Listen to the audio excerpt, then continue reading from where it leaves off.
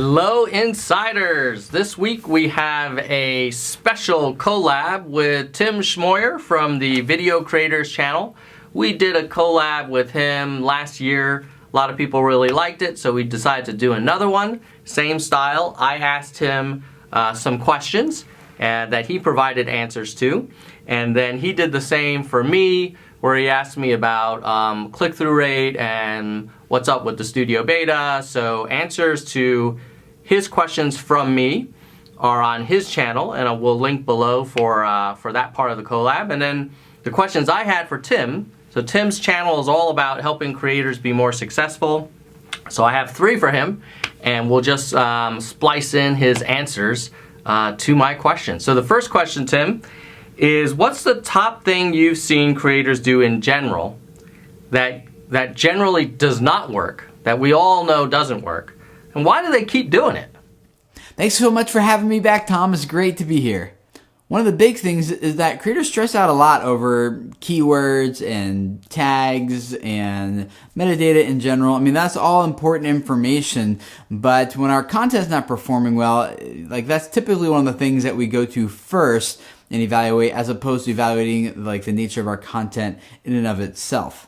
It's easy to think that the only problem with my videos that's holding me back is just exposure. If I just had exposure, then this thing would take off. And the truth is that there's a lot more that goes into exposure on YouTube than just metadata. Other things to consider would be like, how well can you tell a story? And how well are you engaging an audience? And how well are you delivering on the value that the audience wants to consume from you?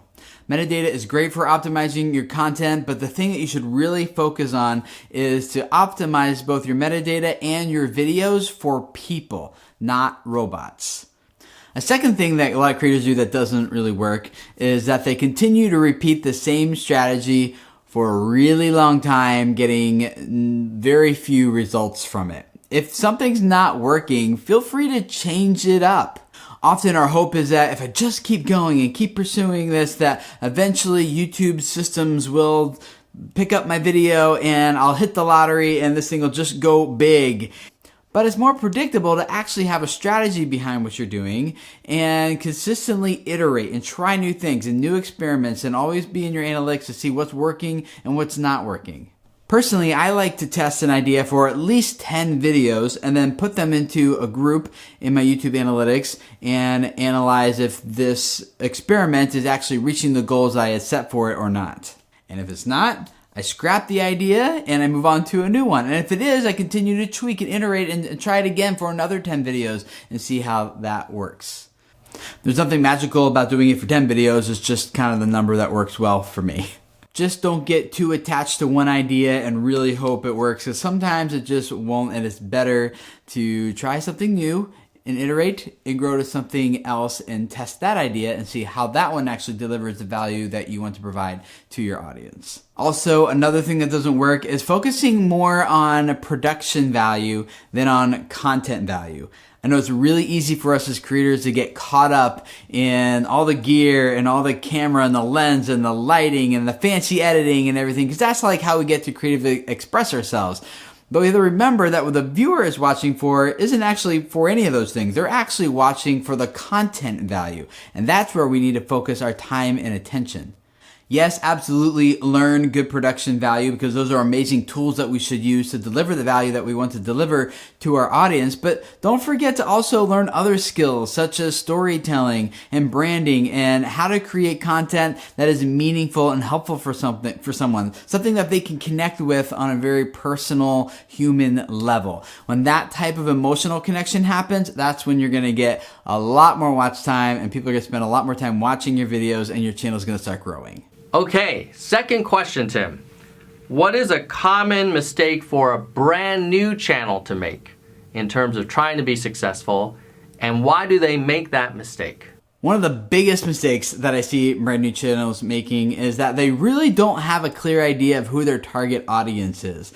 And I think it's because it's actually a lot of work to dig into it, to really figure out what is this person's needs and what are their desires and what do they struggle with and what are they, really enjoy. And it's easy to kind of just stop at a surface level a guy who likes video games or whatever, and just kind of leave it at that. But we have to really know intimately who is this person on the other side of the camera, because the more intimately you know who that person is, the more you can craft content for that person, and so that when that person does find your content, they're gonna be like, oh, this channel is amazing. Like, I feel like this video is for me. And it's because it is, because you've made it exactly for them. So you really need to get very specific on who that person is. Don't worry about like feeling like you're eliminating a lot of other people. I know that's, the temptation is like, well, I want to grow this to be really big, and if I have too narrow, then not enough people will watch. It's not the case. You actually, to get going, you need to gain momentum with someone, and the best way to do that is to make them feel like your videos are exactly for them. The second mistake goes along with that very closely, and that is you need to know what your value proposition is for your channel. Now, that's a big fancy word that basically means you need to know why someone else should care.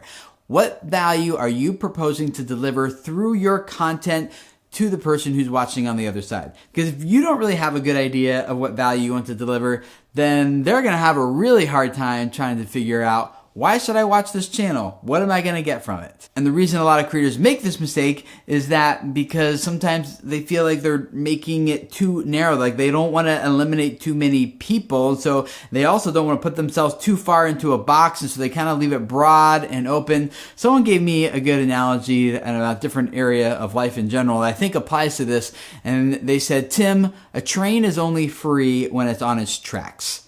And so if you want your channel to gain the type of momentum that a fast-moving train can build up, then you actually need to give it some rails to run on and point it in the right direction. I know it might feel limiting and constricting, but people, they're going to come to you because they want to consume some value from you, and you need to know crystal clear what that value is, and then craft all of your content to revolve around delivering that value consistently every time to someone in your target audience.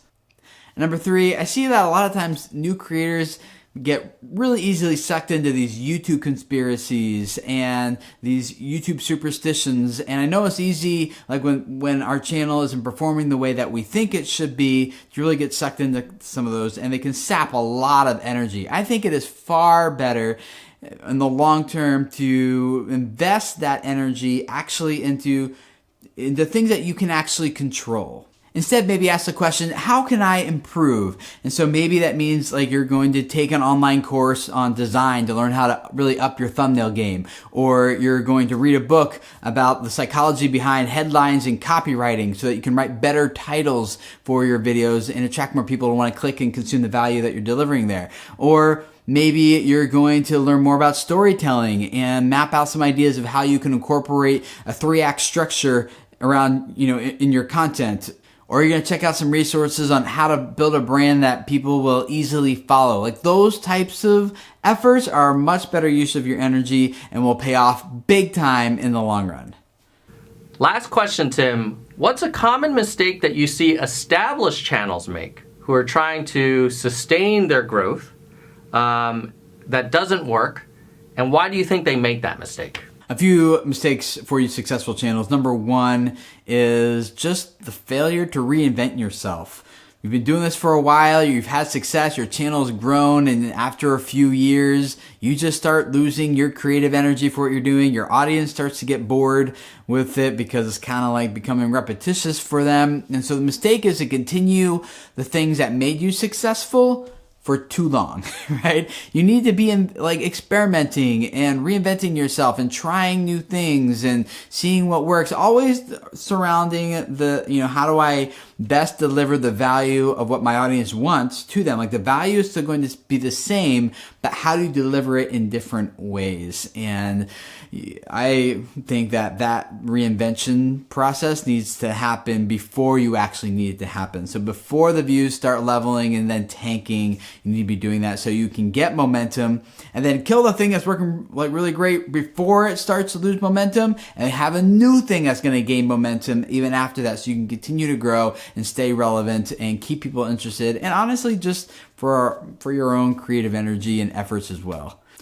A second mistake that established channels make is that they fail to put a team in place soon enough. I've heard many of these top creators getting to a place where they're working 60, 80 hours a week, and it's just not healthy for them or their families or anyone. So they have this feeling is like, well, I built this all myself. This is all based on my creative energy. I don't know how to get anyone else to be able to edit the way I do, or to shoot the way I do, or to interact with the camera the way I do, or it's the scalability thing becomes a big problem. And so it really comes down to being able to put good systems in place that allow you to reproduce results for, in terms of your content creation and creativity. I mean, you might have a lot of good ideas, but if you can start building a team of other people who are also pouring their creative energy into your projects, your content should just get much better, not actually go the other way around.